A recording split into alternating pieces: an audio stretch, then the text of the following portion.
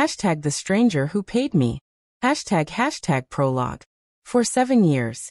A man I had never met sent me $5,000 every single month. Then one day the bank called. Ma'am. This morning he transferred $27 million into your account. And he left you a message. By the time I heard that message, I was sitting on my kitchen floor. Hey everyone, thanks for being here again. If you're new, hit subscribe, drop a like, and let me know in the comments what city you're watching from. I want to see how far this story has traveled. I never thought of myself as a lucky woman. Lucky women marry well, drive new cars, and don't count change at the checkout while the line behind them grows impatient. My name is Sarah. 41, divorced, working part-time as a bookkeeper for a dental practice, holding together a house with a leaking roof and a water heater that had been grinding since 2014. My daughter Lily was 12 that year. My son Caleb was 9. Their father had moved away with someone new, and child support arrived like a broken clock, twice a month if I was lucky. Nothing dramatic. Just the particular exhaustion of a woman who's been holding everything together alone for too long. Hashtag 1. Money with no name.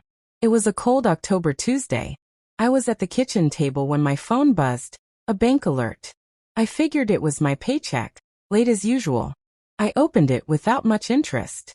Deposit received. $5,000. Sender, private transfer. Asterisk. I set my coffee down and stared. No name. No account number. Just those words. Private wire transfer. I called the bank immediately. The rep confirmed the deposit was real, cleared and available, and that the sender had specifically requested anonymity, which the bank was legally required to honor. Someone just sent me $5,000. I said, aware of how absurd that sounded out loud. Yes, ma'am. That's correct. For 3 days I waited for the catch. For someone to call and say it was a mistake. Nothing came.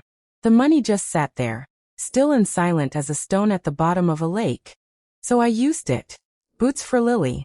A new water heater. 2 months ahead on the mortgage. Something I had never once managed in my adult life. It felt like exhaling after holding my breath for years. The next month, on the 14th, it happened again. Same amount. Same silence. By the 3rd month, I stopped calling the bank. By the 6th, I stopped flinching at the notification. By the end of the 1st year, that $5,000 on the 14th had become the most reliable thing in my life. More reliable than sunrise. Who sends a stranger money every month and asks for nothing? That question lived in me like a low-grade fever. Never gone, never quite ignorable. I told no one. Not my mother, not my sister, not even my best friend Dana. I just used the money carefully, quietly, honestly. The roof. Braces. A college fund. 7 years. 84 months. $420,000 in total, arriving like clockwork, reshaping my life in ways I was almost afraid to look at directly. Hashtag 2. $27 million, and a name. March 14, 2024. My phone rang. The caller ID read First Carolina Bank, Priority Client Line. I'd never gotten a call from that line before. Ms. Mitchell, an extraordinary transfer was made to your account this morning. The amount is $27 million. A pause. And the sender left you a message. He said you'd want to know who he was. I didn't sit down in a chair. I sat down on the floor, because my legs simply stopped holding me up. 7 years and finally, a name. The banker read the message slowly, pausing between sentences like she understood I'd need time to absorb each one. Asterisk. My name is Robert Calloway. You don't know me, but I know you. 12 years ago, on a February night in downtown Raleigh, you stopped outside my store and found a man sitting on the freezing sidewalk. You gave him coffee, a sandwich, and 11 minutes of your time, sitting beside him while the temperature dropped below freezing. You didn't take out your phone. You didn't look away. You just stayed. Asterisk. That man was me. Asterisk. I wasn't homeless. I had lost my wife 6 months earlier and walked out of my own store without my coat, without thinking. I was grieving, and invisible. And you saw me anyway. Asterisk. Asterisk. I never forgot it. I'm dying now. Everything I have, I'm leaving to you. Asterisk. I remembered that night instantly. The salt and pepper hair. The way his voice cracked on the second syllable, when he thanked me. I'd wondered about him for a few days afterward. Then life carried me forward the way it does. That man had been Robert Calloway, owner of a regional hardware chain sold years later for a sum the business press called substantial.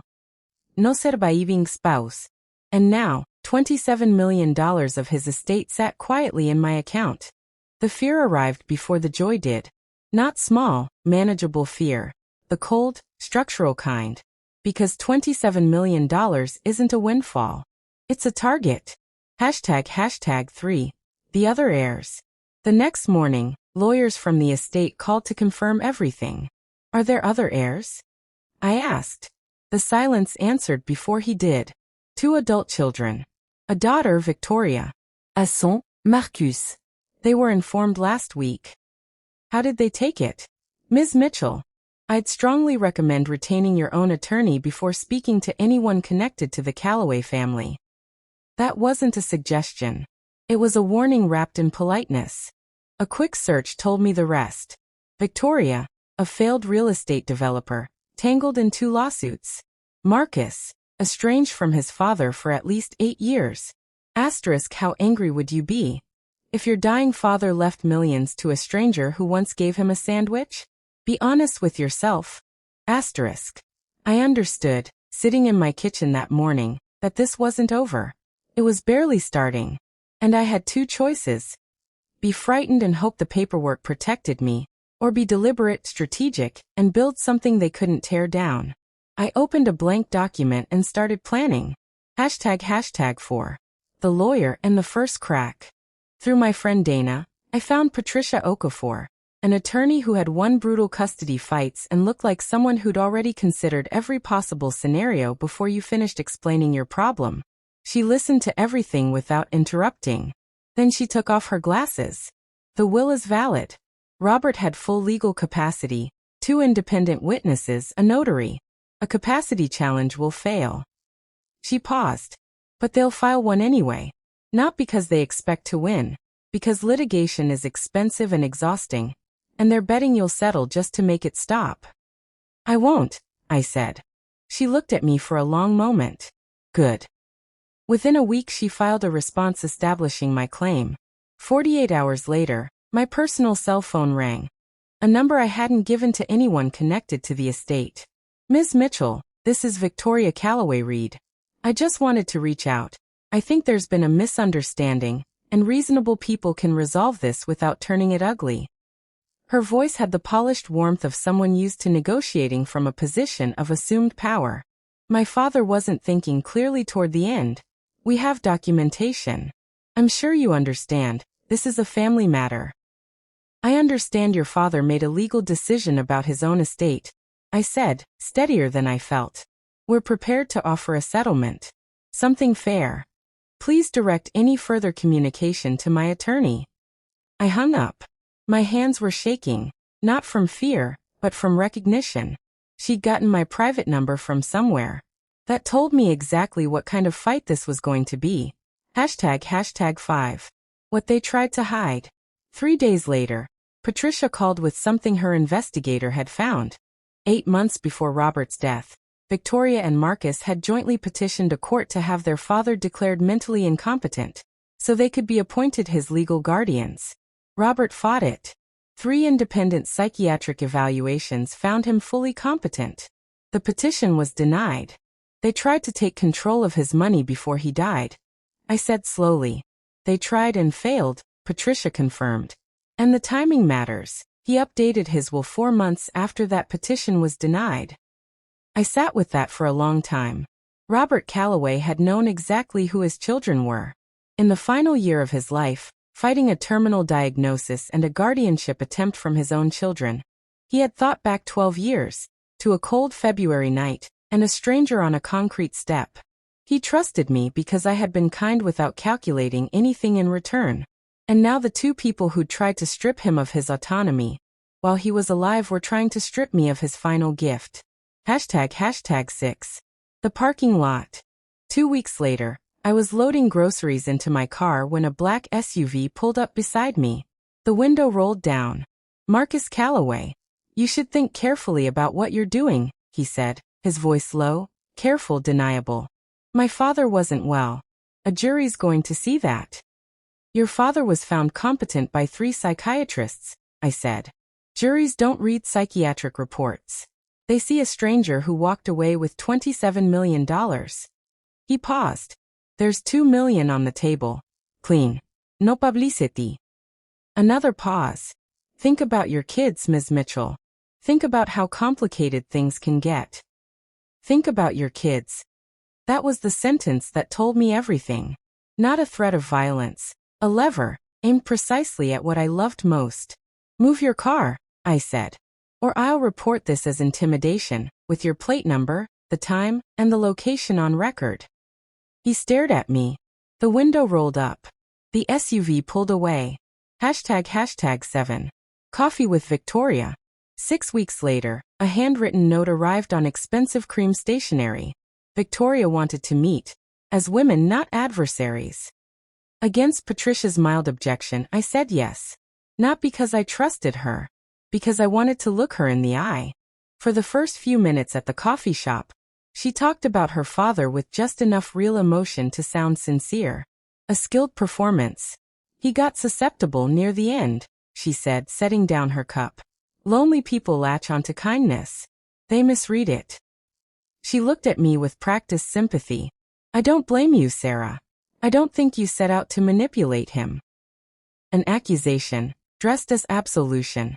I met your father once, I said. I gave him a sandwich and sat with him for 11 minutes. He was fragile for years after my mother died. He wasn't thinking clearly. Your father was evaluated by 3 independent psychiatrists, I said. All 3 found him competent.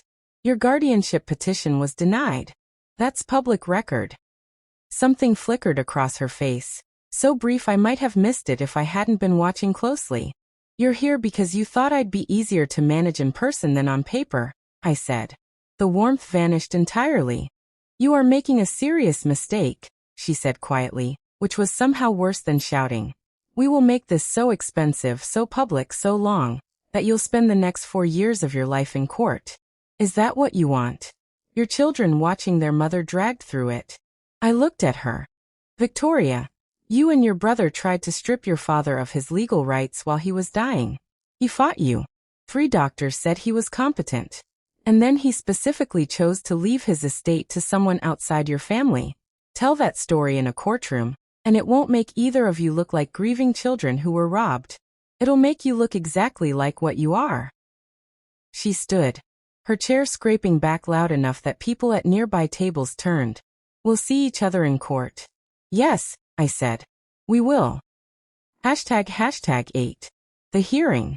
48 hours before the June hearing, the Calloways attorney tried to introduce fabricated financial records suggesting I'd known Robert and cultivated the relationship deliberately. Patricia had it dismissed within 6 hours. Using Robert's own attorney's records showing he'd specifically instructed them never to reveal his identity to me. And timestamp data proving every single interaction had come from him. Never the reverse. Robert had found me, not the other way around. In the courtroom, Patricia questioned Marcus on the stand. When did you last visit your father in person? Silence. 8 years before his death. Is that correct? A pause. During that same period, you and your sister petitioned to have him declared incompetent. The court denied it. Since then, neither of you appears in any of his estate, financial, or medical records as a contact or a visitor. She paused again. You had no involvement in his life for 8 years. Yet you're here today claiming authority over his final decisions. Help me understand that. The silence that followed lasted about 7 seconds. I counted. #9. The ruling. The judge took 12 minutes to decide. Unusually fast for a contested estate case, Patricia told me later. The contest was denied entirely. The evidence of Robert's competency was, in the judge's words, extensive, consistent, and unimpeachable. There was no evidence of undue influence, no evidence of fraud, and the last-minute fabricated motion would be referred to the State Bar's disciplinary committee. The $27 million was mine. Patricia allowed herself a small, genuine smile. I pressed my hands flat against the table to keep them from shaking. Outside on the courthouse steps, she said, "You built a very clean record from the beginning, Sarah. You kept notes. You reported every contact. You never responded to anything informally. That discipline is what won this." #10. After I called Lily first. She screamed loud enough that people on the campus quad turned to look. Caleb said, "That's incredible, Mom," in the quiet, careful way of a teenager who's moved, but doesn't quite know how to show it. Dana just said, "You won," without me having to say a word. That evening, alone in my kitchen, I thought about Robert Calloway, a man I'd spent 11 minutes with on a concrete step. A man who carried a small kindness for 12 years and chose, in the last months of his life, to make it matter. "Thank you," I said to the empty room. It felt necessary. I didn't rush anything. For 30 days, I changed nothing. Then, slowly, with a fiduciary financial advisor's help, I set up trusts for my kids, funded a scholarship at the community college where I'd studied bookkeeping, bought a house I actually loved, and took my children to Portugal. I left the dental practice, gently, gratefully, and started volunteering with a homeless outreach organization downtown. I understood now, in my bones, what it costs to be invisible on a cold sidewalk. I wanted to be the one who stopped. Victoria lost both her lawsuits within the year, and had to sell property to cover the judgment. Her attorney was formally censured by the state bar. Marcus moved to Florida, and I heard secondhand, lost money in a failed restaurant investment. I didn't go looking for that information. It just arrived the way certain things do, and I felt no satisfaction hearing it. No grief either. I didn't hate them. What I felt was colder and more final than that. The recognition that some people move through the world treating everything as something to be acquired, and are baffled and furious when the world occasionally refuses to cooperate. They treated their father that way. They treated me that way. Twice, the world declined. 2 years after the ruling, I drove past the block where Robert had been sitting that February night. The hardware store was a coffee shop now. I went in, sat by the window, and looked out at the sidewalk for a long while. Kindness looks so small while you're doing it. It's strange how large it can turn out to be. 11 minutes. That's all it ever was. What would you have done in my place? I genuinely want to know. Leave it in the comments. Thanks for being here.